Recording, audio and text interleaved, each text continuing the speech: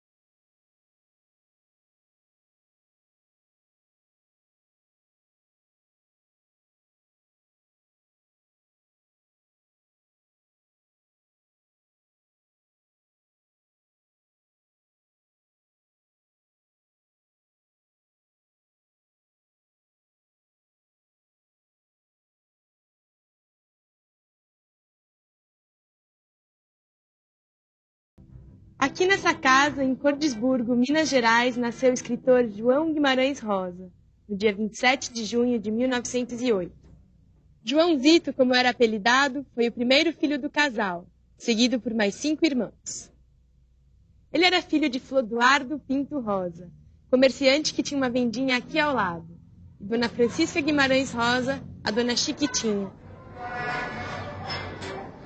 É hoje, sexta-feira, grande festa Augusta Alegre, carro de clube de Porto Luxo, a partir das 20 horas. Música ao vivo,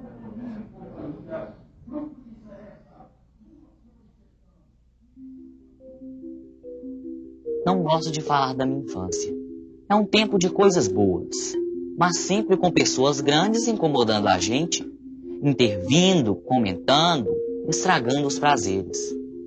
Recordando o tempo de criança, vejo por lá um excesso de adultos. Papai era comerciante, homem muito rigoroso. Quando eu era menino, me levava para caçar com ele. Eu avistava a caça e gritava: "Papai!" Ele vinha correndo e a caça fugia. Um dia, papai desconfiou que eu gritava de propósito, só para ele não matar os bichos.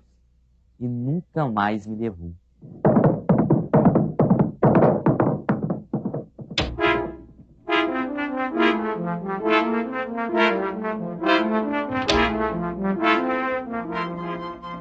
Tempo bom de verdade só começou com a conquista de alguns isolamentos, da segurança de poder me fechar-me no quarto, trancar a porta, deitar no chão e imaginar histórias, poemas, romances, botando todo mundo conhecido como personagem. Nesta casa, Joãozito passou a sua infância. Com apenas 6 anos, ele já lia em francês e logo depois aprendeu holandês. Em 1918, seu avô e padrinho Luiz Guimarães o levou para Belo Horizonte para continuar os estudos.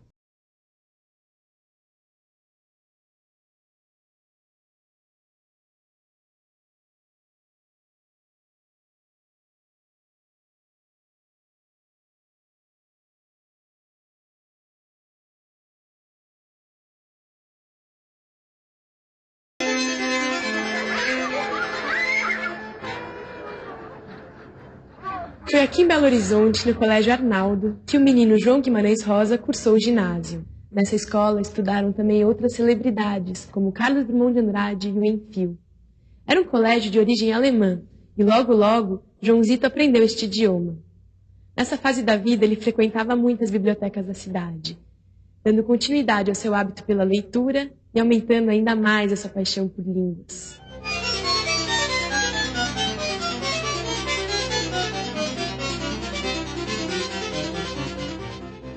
Desde pequenininho que ele era estudioso de línguas. Quando ele estudava medicina, aqueles colegas que podiam importavam livros da Alemanha, da França, da Inglaterra, livros de medicina. Então ele era chamado para estudar com os colegas, porque ele lia, ele traduzia para os colegas e lia para que eles pudessem estudar. Guimarães Rosa forma-se em 1930 e casa com Lígia Cabral Pena, que tinha 16 anos. As suas famílias eram amigas e vizinhas. Ele resolve exercer a medicina sem concorrência e por isso muda para Itaguara, no interior de Minas Gerais. Ele foi fazer a interiorização da medicina numa época em que não se conhecia esta palavra, interiorização. Ele escolheu no mapa um lugar em Minas onde não houvesse médicos e foi o pioneiro. Eu tenho muito orgulho dessa fase da vida do meu pai, porque eu nasci ali, na roça, no interior, no lugar onde ele foi o primeiro médico. Era respeitado como o famoso Dr. Rosa.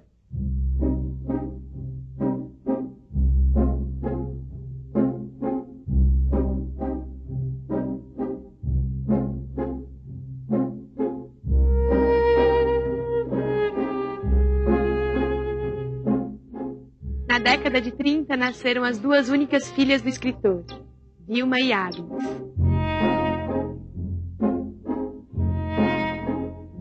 Quando eu nasci, ele foi que fez o parto da minha mãe. Emocionante. Minha mãe gostava muito de relembrar isso. E quando ele me pegou nos braços, a minha mãe dizia, cuidado, Joãozito, era o apelido dele na família. Cuidado. E meu pai estava chorando. Tanto que eu costumo dizer que meu primeiro banho foram as lágrimas de alegria, de felicidade do meu pai.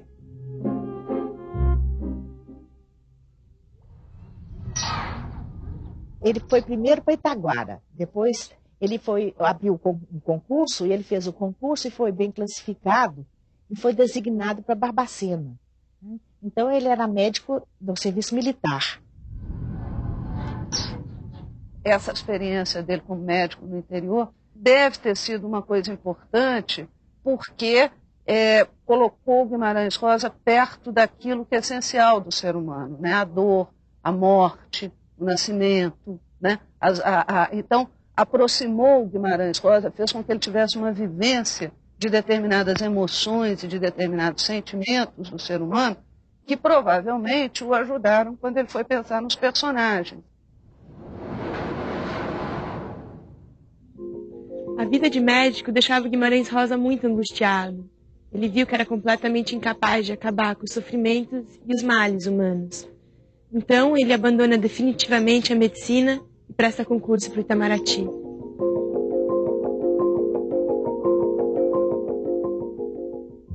E aqui nesse prédio, ele iniciou uma carreira brilhante na diplomacia, que lhe proporcionou muitas viagens ao exterior. Em 1938, Guimarães Rosa é nomeado cônsul adjunto em Hamburgo e segue pela primeira vez para a Europa. Lá conhece Aracide Carvalho, que viria a ser a sua segunda mulher. Logo no início da carreira, ele esteve no consulado em Hamburgo, na época da guerra, e esse período é interessante. Ele e a mulher ajudaram muitos judeus a saírem da Alemanha naquela época, tanto que eles foi homenageado por Israel recentemente.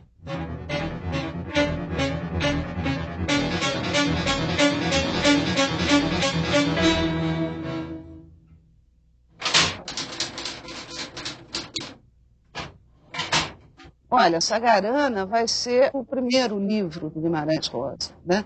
É onde ele vira Guimarães Rosa. Sagarana tem grandes contos, tem histórias interessantes. Sagarana é Cordesburgo puro, sabe? É um Cordesburgo bonito.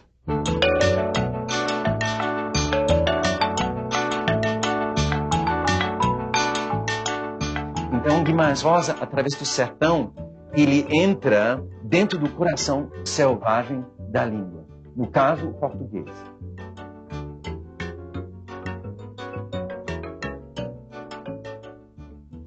Pois foi na laje do tabuleiro onde tem os coxos.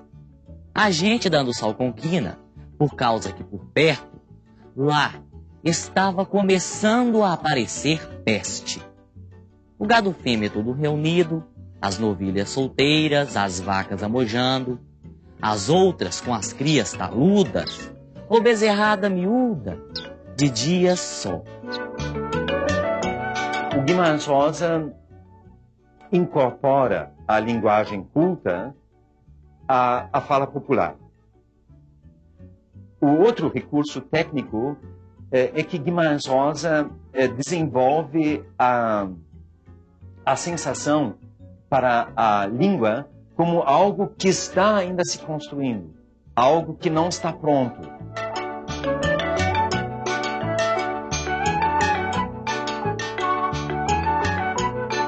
Esse aspecto de uma linguagem local, regional, sertaneja é transfigurado por via da erudição do autor, que, conhecendo diversas línguas, faz mesmo essa química da linguagem.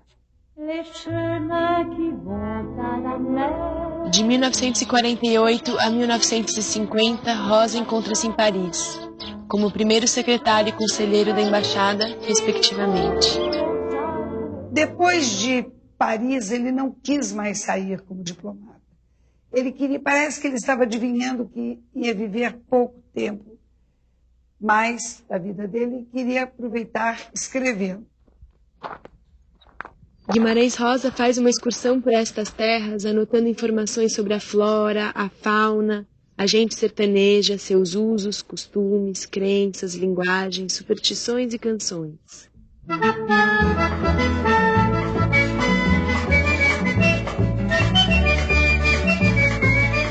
Aqueles elementos todos, cadernetas de viagem, listas de palavras, são elementos subsidiários para entendermos o processo de criação.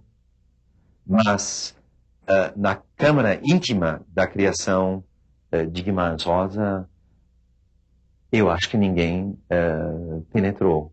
Mas uma vez nós tivemos um papo muito interessante, porque ele me disse que a inspiração pode ser comparada a um estado de transe.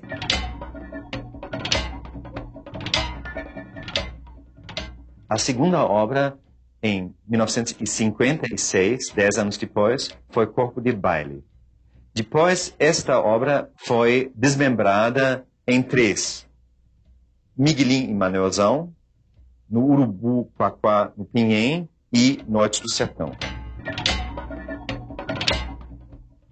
Corpo de Baile e Grande Sertão se publicam em 56. E se a gente for quantificar o número de páginas, a gente vai ver que são 1.200 páginas publicadas neste ano, depois de 10 anos em que parece que essa literatura fica na incubadora, se gestando até que saia de maneira exuberante.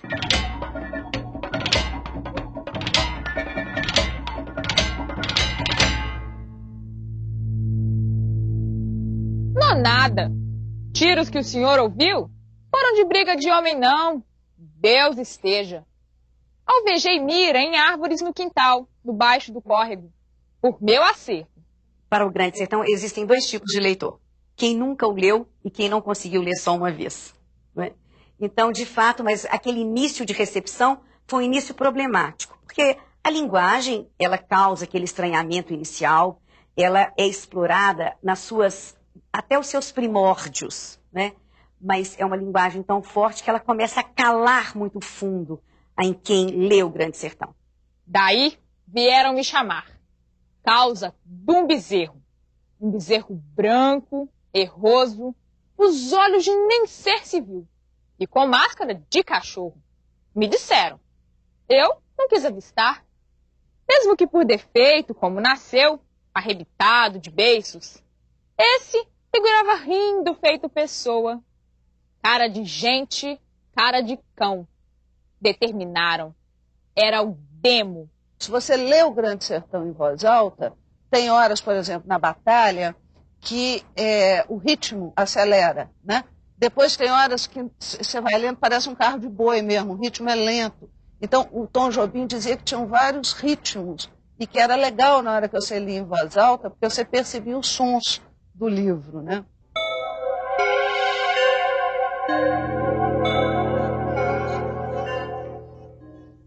O título da obra foi uma das coisas que chamou muita atenção da crítica. Grande Sertão, Veredas. Nada é por acaso para o Guimarães Rosa, né? Sobretudo com relação ao código linguístico, a essa língua. Então, Grande Sertão, uma explicação, veredas. Grande Sertão singular, veredas, plural. Grande Sertão, um sertão adjetivado no grande sem um artigo. As veredas, né? Mais plurais, como eu disse, menos determinadas.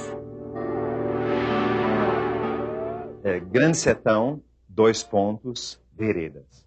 É uma montagem em contraste. Com isso, o autor se refere a dois universos de linguagem, dois mundos de fala. De um lado, o grande discurso, a grande eloquência, a norma culta. Do outro lado, as veredas, a fala humilde das pessoas que moram no sertão.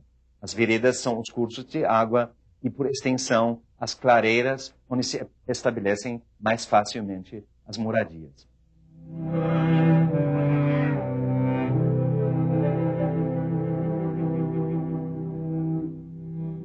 É muito interessante esse título, porque ele vai dizer, de fato, em termos geográficos, de um grande sertão que é percorrido desde o sul da Bahia, atravessando as Minas Gerais até Goiás, como vai dizer também de um sertão interior, talvez, né?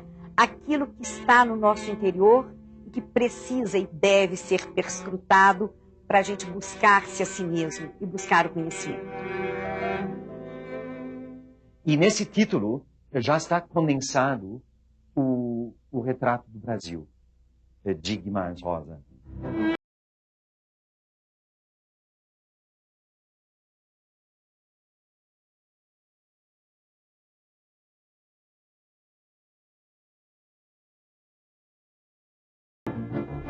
Eu vou dizer para você que o Grande Sertão dá para a gente, ele tem veredas, então você pode fazer múltiplas leituras do Grande Sertão.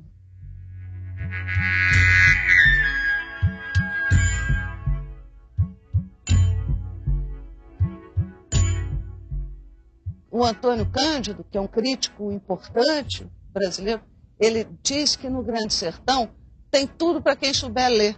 Então, se você quiser, por exemplo, você lê o Grande Sertão procurando como é a vegetação do sertão, a botânica, né? Então você vai encontrar lá as plantas, os passarinhos. O historiador vai encontrar a marca do seu ofício. O botânico vai encontrar, o ecologista vai encontrar, o sociólogo vai encontrar, né? O filósofo vai encontrar. O Tom Jobim foi lá e ouviu música no livro, né? Ele botou o livro no ouvido igual Concha do Mar e ouviu música. Resumir Grande Sertão Veredas é muito difícil. Se trata de um monólogo, de um longo e denso monólogo de Riobaldo, o jagunço, que ao narrar sua história já é um ex-jagunço. No meio da história da jagunçada, das lutas entre os jagunços, existe a história de amor, a história dos amores de Riobaldo, do amor proibido, que é o amor por Diadorim, que também é um jagunço, então a história de jagunço e o tema de amor se misturam nesse momento. Tornando essa história linear, é a história de Riobaldo do início ao fim, Riobaldo menino, a Riobaldo revisando a sua vida, procurando, buscando o sentido de sua vida.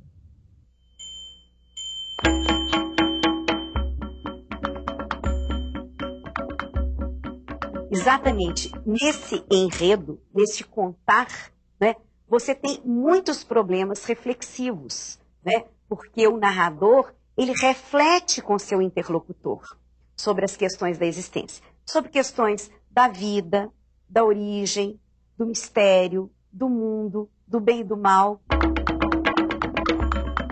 E fala ainda do problema do pacto demoníaco.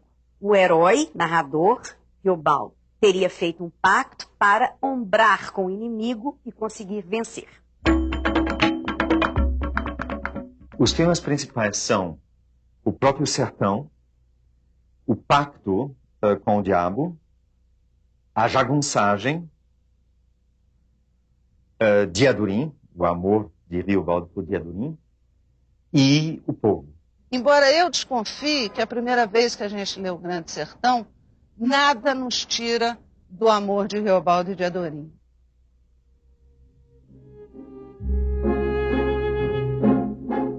Assim estava, de sua gigola baixada, com um chapéu de couro, e se ria para mim. E era um menino bonito, a testa alta, claro, e os olhos aos grandes verdes.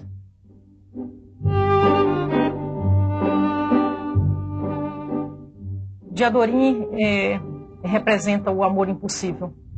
Diadorim é o presente da narrativa, é o presente do Riobaldo. Nem é o passado, como em Orinhá, nem é o futuro, como Otacília, mas ele é o momento presente, a própria travessia.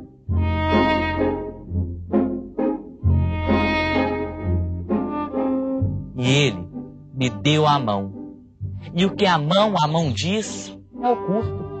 Às vezes pode ser o mais adivinhado em conteúdo. Isso também. E ele, como sorriu. Digo ao Senhor, até hoje para mim está sorrindo.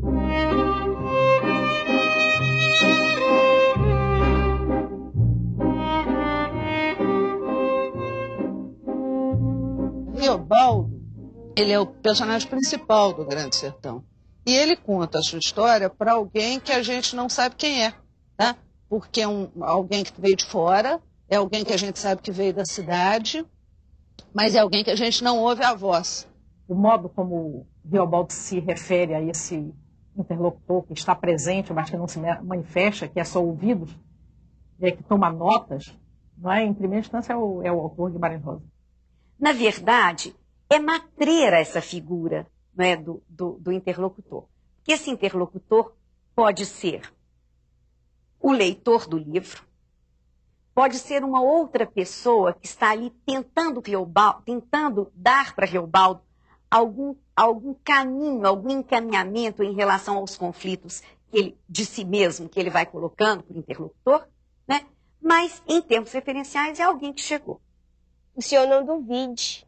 Tem gente nesse aborrecido mundo que mata só para ver alguém fazer careta. E aí está o desafio de Guimarães Rosa para a classe culta brasileira, que se acha tão acima do universo da cultura popular, né? Que é tolerado como uma coisa interessante, mas não realmente admitido, né? Esta postura é radicalmente questionada pela introdução desse interlocutor a quem Guimarães Rosa ensina a ouvir. Em meio a outros nossos padecimentos, os homens tramavam zuretados de fome.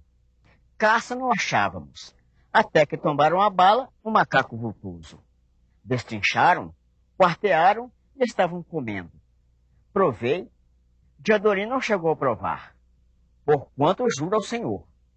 Enquanto estavam ainda mais assando e manducando, se soube, o corpudo não era bugio, não achava um rabo, era homem humano, morador, um chamado José dos Alves. Se lhe perguntam se ele é o revolucionário da palavra, ele diz não. Se tem que me colocar com relação à palavra, digam que eu sou um reacionário da palavra, porque eu quero buscar lá no seu primitivismo, naquele momento inicial onde a linguagem mal se descolou da coisa e ainda guarda com a coisa uma relação mais próxima. talvez o sinal gráfico de infinito no final do romance, na última página, encerrando mesmo, significa que a história de Riobaldo, a história com E, como ele gostava de dizer, a história de Riobaldo se encerra, mas a história do homem, a história do leitor, a história do mundo continua.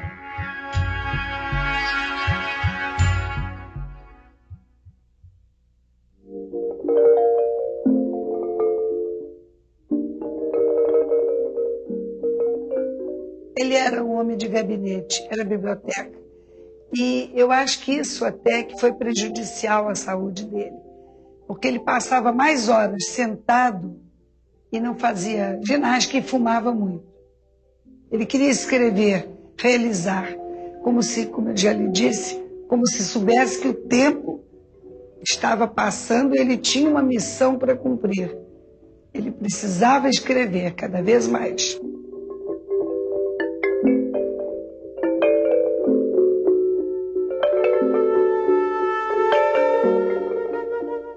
Depois de Copo de Baile e Grande Sertão Veredas, Guimarães Rosa publica em 1962 Primeiras Histórias.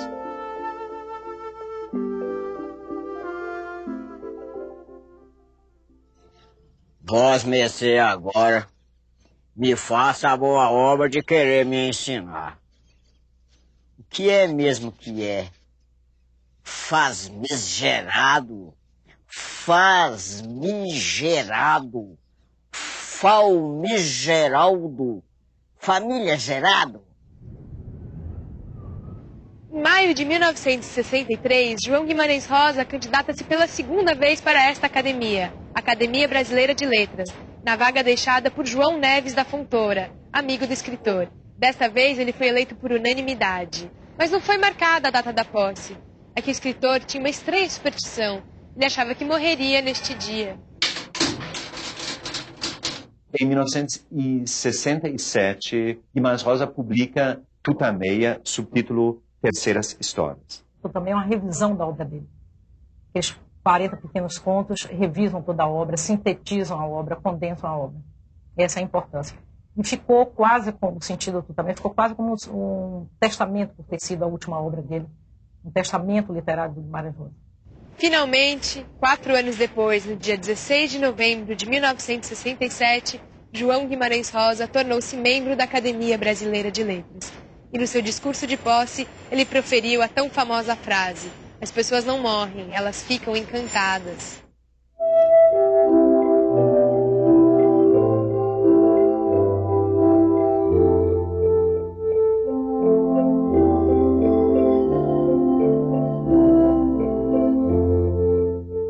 Três dias depois de sua posse na Academia Brasileira de Letras, na noite de 19 de novembro de 1967, João Guimarães Rosa morria aqui em sua residência em Copacabana. Ele tinha apenas 59 anos e 20 de literatura.